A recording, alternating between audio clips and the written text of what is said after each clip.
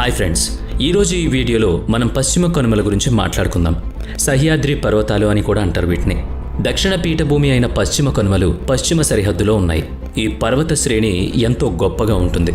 ఇది తపతీ నది దగ్గర నుంచి మొదలవుతుంది. కన్యాకుమారి వరకు సుమారుగా 16 కిలోమీటర్ల వరకు విస్తరించి ఉన్న నిరంతర శ్రేణి ఇది. తూర్పు కనుమలు ముందుకు వెళ్లే కొద్దీ ఇక్కడ ఒక చిన్న విభాగంగా విడిపోతాయి.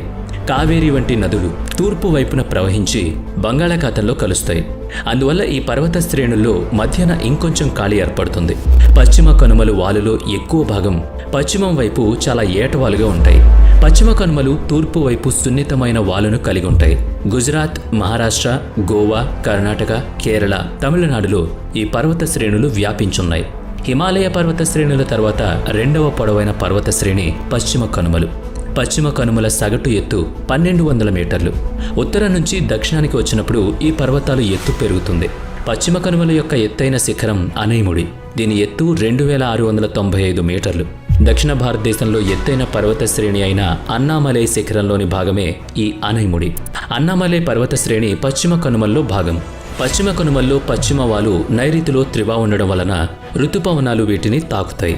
భారీ వర్షాలు కూడా కురుస్తాయి. దాదాపుగా 200 నుంచి 250 సెంటీమీటర్ల వర్షం పడుతుంది. అందుకే ముంబైలో, పూణేలో కన్నా అధిక వర్షపాతం ఇక్కడ నమోదవుతుంది. మరో ఆసక్తికరమైన విషయం ఏంటి అంటే ఇక్కడ పోర్ట్ పశ్చిమ తీరంలో ఉంది. ఎందుకంటే పశ్చిమ తీరంలో సముద్రం తూర్పు తీరం కంటే లోతుగా ఉంటుంది. సముద్రం లోతుగా ఉన్నప్పుడు పోర్ట్ పెద్దగా చేయడం సులభం అవుతుంది. సులభంగా ఓడలన్నీ ఒడ్డుకు చేరుకోగలవు. మన సౌకర్యం కోసం వెస్టర్న్ ఘాట్ని 3 భాగాలుగా విభజించవచ్చు. పై భాగంలో తపతీ నది నుంచి గోవా వరకు ఉన్న ఉత్తర భాగం, గోవా నుంచి వచ్చే నీలగిరి పర్వత శ్రేణిని మధ్య భాగం అంటారు. వీటిని చూస్తే తూర్పు కనుమల సమీపంలో పశ్చిమ కనుమలు ఉన్నట్లు కనిపిస్తుంది. తర్వాత మౌంటైన్ పాస్ దగ్గర నుంచి ముందుకు వెళ్తుంటే పాల్ఘాట్ నుంచి కన్యాకుమారి వరకు దక్షిణ భాగం. మొదట ఉత్తర భాగం గురించి మాట్లాడుకుందాం. ఇందులో ఎక్కువ భాగం దక్కన్ లావా ఉంటుంది.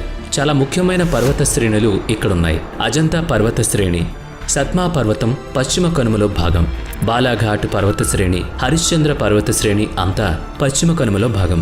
ఇవన్నీ ఉత్తర భాగంలో ఉన్నాయి. మనం చూసే ప్రధాన శిఖరాలు కాల్ సుబాయ్, దీని ఎత్తు 1646 మీటర్లు, సాల్హెన్ 1567 మీటర్లు, మహాబలేశ్వర్ దీని సుమారు ఎత్తు 1400 మీటర్లు. ఇక ఇప్పుడు ఆ పర్వతాల మధ్య భాగం గురించి మాట్లాడుకుందాం. గోవా నుంచి నీలగిరి వరకు ఉన్న భాగం గ్రనైట్ మరియు నాచురాళ్లతో తయారు చేయబడింది. ఈ భాగంలో అత్యంత ముఖ్యమైన శిఖరం నీలగిరి పర్వతాలలో ఉన్న దోడాబీటా.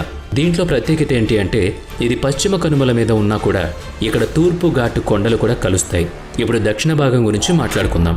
ఇక్కడ ఒక పాస్ ఉంది, ఫాల్ ఘాట్. దానికి దక్షిణంగా ఉన్న కన్యాకుమారి వరకు దక్షిణ భాగం ఉంటుంది. ఇందులో చాలా ముఖ్యమైన శ్రేణులు ఉన్నాయి. అన్నామలై పర్వత శ్రేణులు, కార్డమనా కూడా అన్నామలై పర్వత శ్రేణిలో భాగం.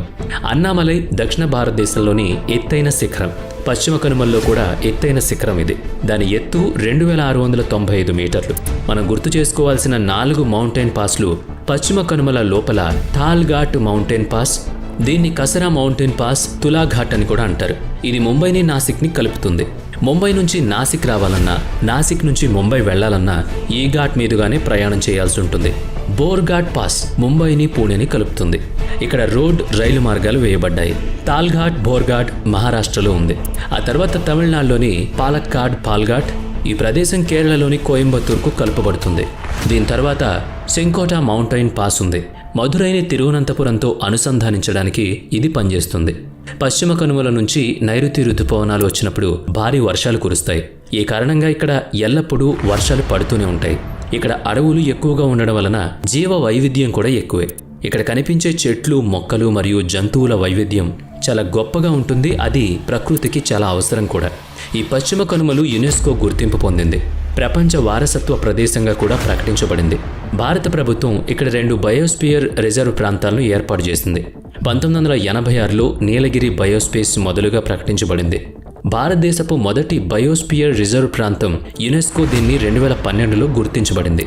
రెండవది అగస్తిమలై బయోస్పియర్ రిజర్వ్ ప్రాంతాన్ని 2001లో భారతదేశం ప్రకటించింది. యునెస్కో ద్వారా 2016లో ఇది గుర్తించబడింది. ఇది బయోస్పియర్ రిజర్వాయర్గా చెప్పబడుతుంది. వీటిలో 12 యునెస్కోచే గుర్తించబడ్డాయి. పర్యావరణాన్ని రక్షించే ఉద్దేశంతో రిజర్వాయర్ ప్రాంతాలు తయారు చేయబడ్డాయి. వీటన్నిటితో పాటు చాలా ముఖ్యమైన విషయం ఒకటి ఉంది. ప్రపంచవ్యాప్తంగా 36 జీవ వైవిధ్య హాట్స్పాట్లు ప్రకటించబడ్డాయి. అందులో ఒకటి పశ్చిమ కనుమలు. అలాగే 36 బయోడైవర్సిటీ హాట్స్పాట్ ప్రాంతాల్లో భారతదేశంలో మనకు అలాంటి 4 ప్రాంతాలున్నాయి. వాటిలో పశ్చిమ ఘాట్ కూడా ఉంది. అసలు జీవ వైవిధ్య హాట్స్పాట్తో కూడిన ప్రాంతం అన్న కేటగిరీని ఎప్పుడు ప్రకటిస్తారు? దానికి అర్థం ఇది సున్నితమైన వర్గంలో ఎప్పుడూ ప్రకటించబడింది. ఇలా ప్రకటించడానికి 2 షరతులుంటాయి. మొదటిది, ఆ ప్రాంతంలో కనీసం 1500లో వివిధ జీవజాతులు ఉండాలి.